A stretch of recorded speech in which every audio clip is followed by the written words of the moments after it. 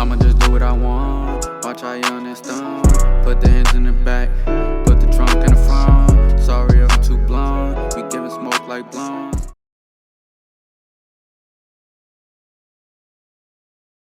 So her demons having fun. I hope she got balls. Getting wild on weakness. Now she running from a cop car. Yeah, get a new pack, make a man. Cop a new water today. Welcome back to Shadow Views TV. It's your boy Nito. Today I'm gonna be like, well, I don't want to say it's a reaction, but watching Trevor Noah Color Girls. So shit.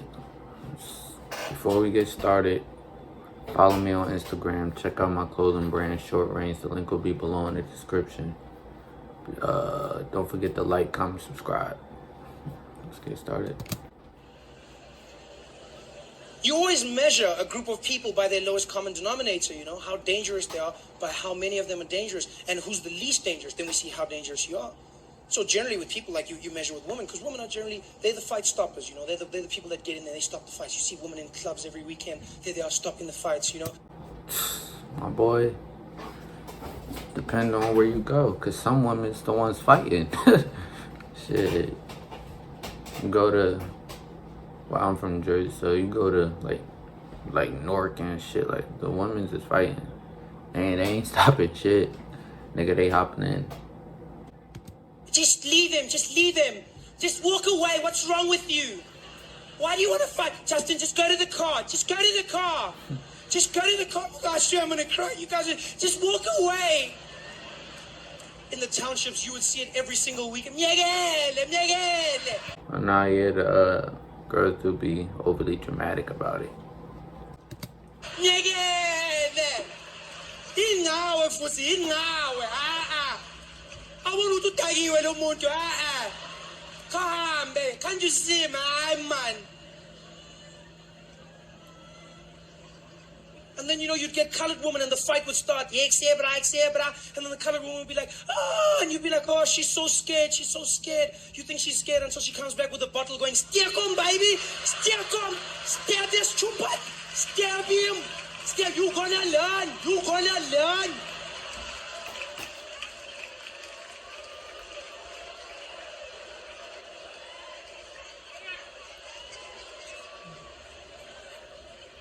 Colored people are real dangerous. They don't play those games, you know?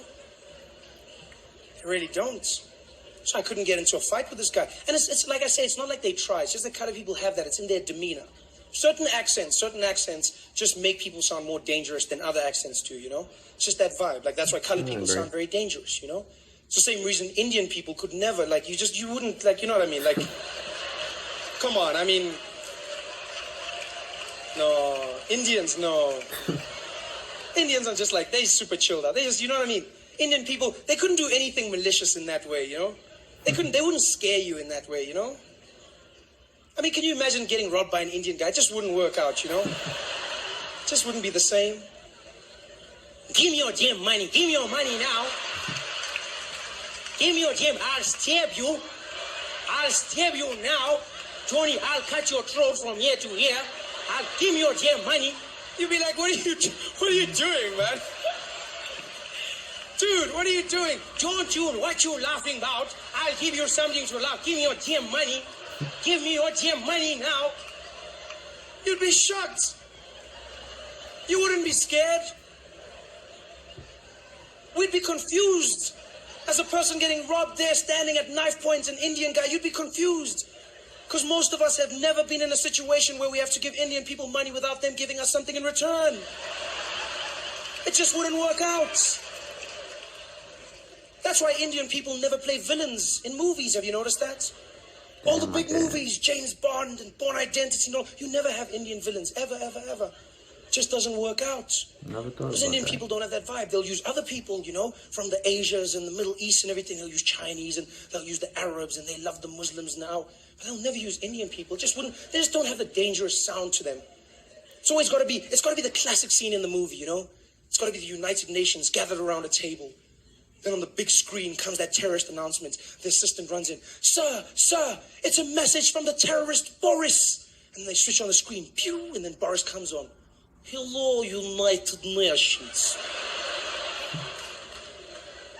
It is I, Boris. Boris Koblechnikov. I have placed bombs all over the world in major city.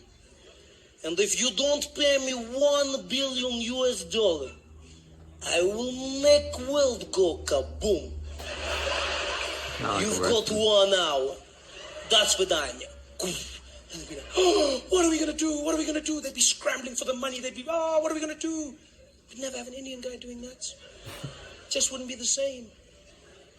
Assistant running into the room. Sir, it's the infamous terrorist Rajesh.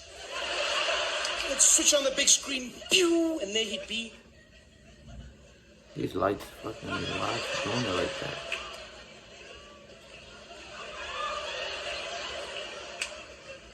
Is it on?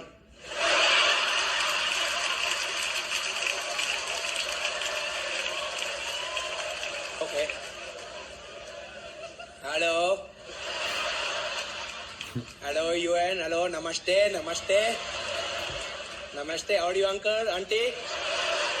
Pleasure. My name is Rajesh, and I have placed bombs strategically all over the world. Yo, his accent on point. He tough with the fucking, what's it called? I don't know, you know, like imitating him.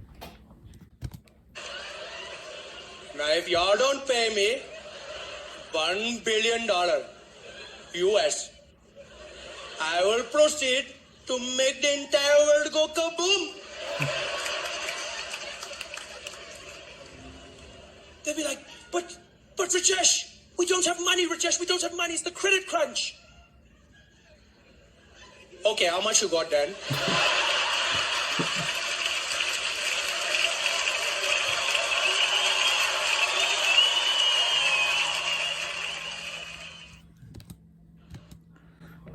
Shit. That was alright. It was, the end part was more funnier in my opinion.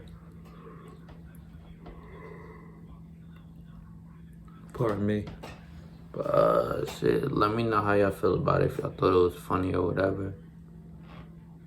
Any suggestions y'all got for future videos. Don't forget to like, comment, subscribe. And I'm out.